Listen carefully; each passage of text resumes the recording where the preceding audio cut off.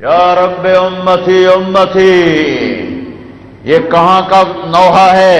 دنیا سے جا رہے ہیں، جبریل آ رہے ہیں، اسرائیل آ رہے ہیں، وقت آ چکا ہے۔ اسرائیل کہہ رہا ہے یا رسول اللہ، اللہ نے حکم دیا ہے، آنا چاہیں تو لانا، رہنا چاہیں تو چھوڑ کے آ جانا، پوچھ کے یہ کام ہوگا، بن پوچھے نہ ہوگا۔ آپ نے فرمایا میں اجازت دوں تو کرو گے؟ کہا جی کروں گا۔ جبریل کیا کہتے ہو؟ یا رسول اللہ، اللہ ملاقات کے شوق میں ہیں۔ ہائے ہائے ہائے، مرتے ہوئے لوگ کہتے ہیں میرے بچے ملا دو، میرے بچیاں ملا دو، میرا بھائی بلا دو۔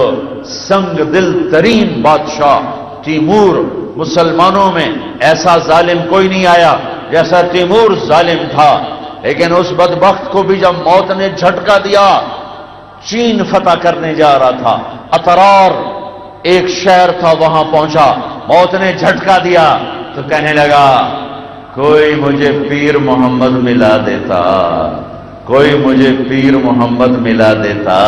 پیر محمد کون تھا؟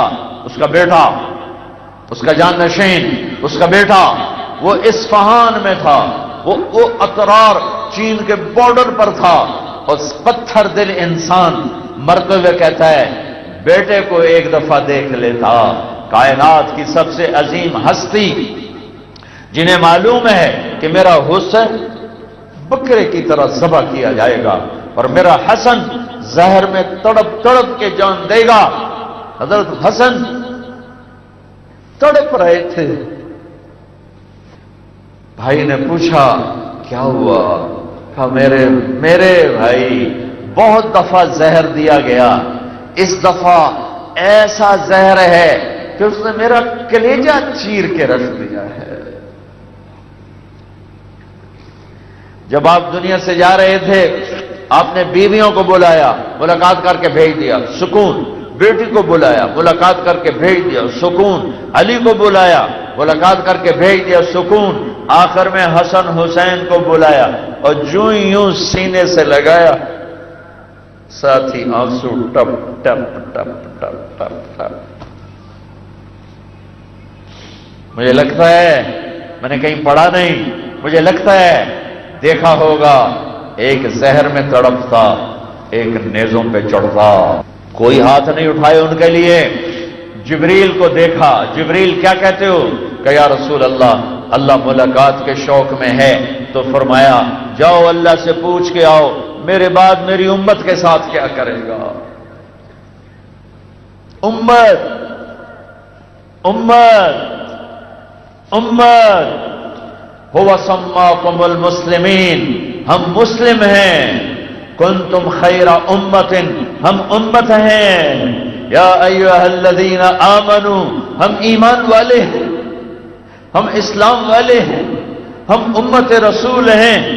آگے ہماری اپنی سوچیں ہیں، ایک دوسرے کی سوچ کو عزت دو، ایک دوسرے کی سوچ کو سلام کرو، ایک دوسرے کی سوچ کے لیے گنجائش پیدا کرو۔ فیصلے کا قلم اپنے ہاتھ میں نہ لو، آنے والے دن کا انتظار کرو، آنے والے دن کا انتظار کرو جس دن اللہ نے فیصلے کرنے ہیں۔ جنت اور جہنم کے فیصلے اللہ نے کرنے ہیں۔ میں نے کہا جاؤ پوچھ کے آؤ میری امت کے ساتھ کیا کرے گا۔ جواب آیا یا رسول اللہ فرما رہے ہیں ہم آپ کی امت کو تنہا نہیں چھوڑیں گے، ساتھ دیں گے۔ مدت ہوئی صیاد نے چھوڑا بھی تو کیا، تاب پرواز نہیں، راہ چمن یاد نہیں۔ میرے نبی نے سجدہ کیا، جاتے ہوئے اعلان کیا نماز نہ چھوڑنا، نماز نہ چھوڑنا، نماز نہ چھوڑنا۔ کون پڑھتا ہے؟ کتنے پڑھتے ہیں؟ ماں نے اٹھا کے گود میں لیا، گود میں لے لیا کہ یہ کیا بچہ ہے۔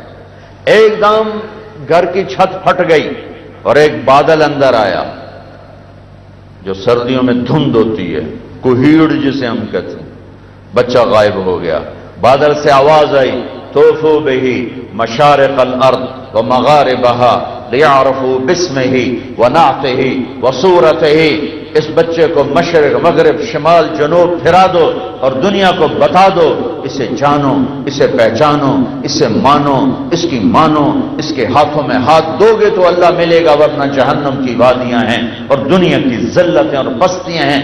آپ دیکھتے نہیں ہو دنیا کا سب سے بڑا تیل کا خزانہ اس امت کے قدموں تلے دفن ہے۔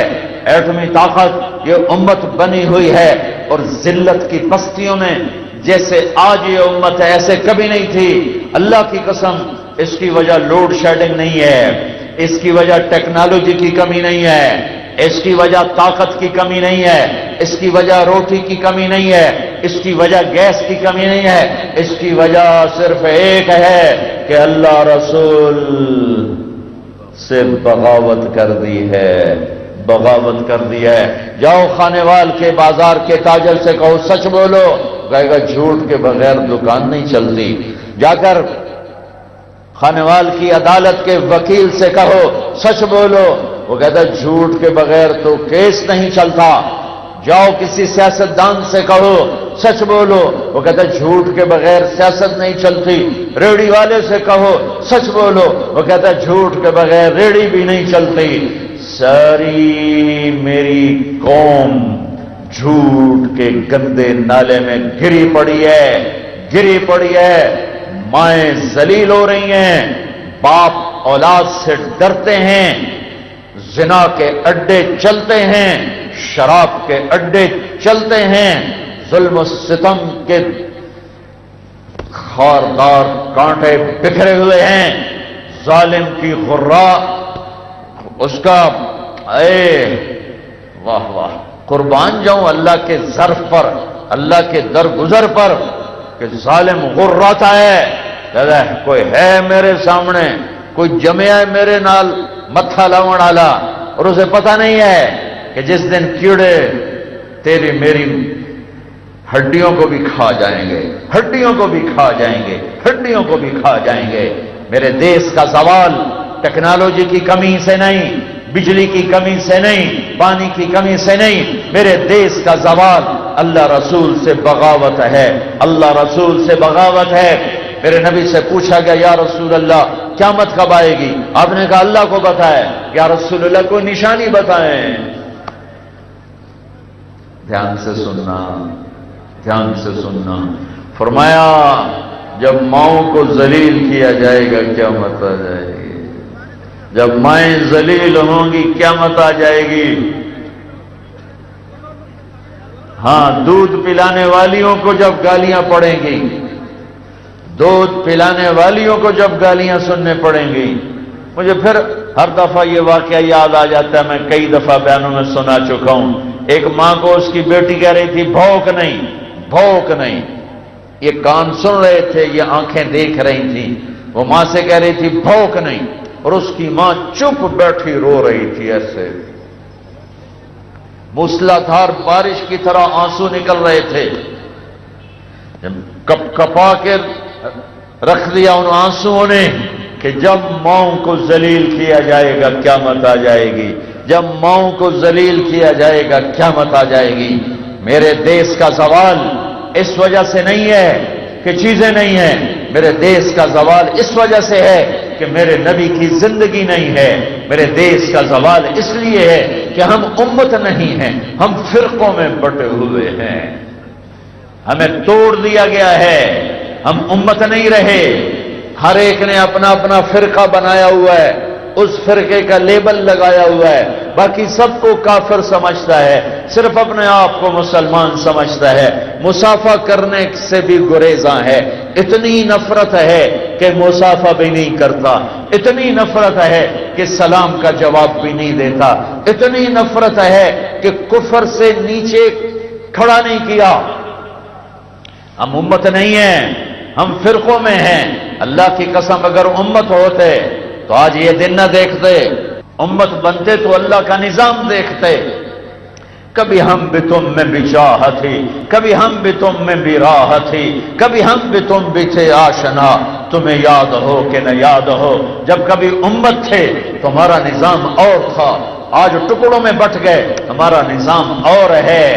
دیکھو تمہارے سامنے ہاتھ جوڑتا ہوں، تم میرے لوگ، میرے اپنے بیٹھے ہو، میرے اپنے بیٹھے ہو، میرے اپنے بیٹھے ہو، زمیندار بھی ہو، تاجر بھی ہو، افسران بھی ہو، غریب بھی ہو، امیر بھی ہو، علماء بھی بیٹھے ہوں گے۔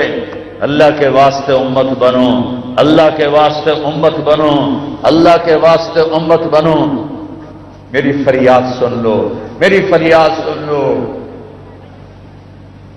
میں بہت دکھی ہو کے کہہ رہا ہوں، میری فریاد سن لو۔ میں علماء کے ساتھ پاؤں پکڑتا ہوں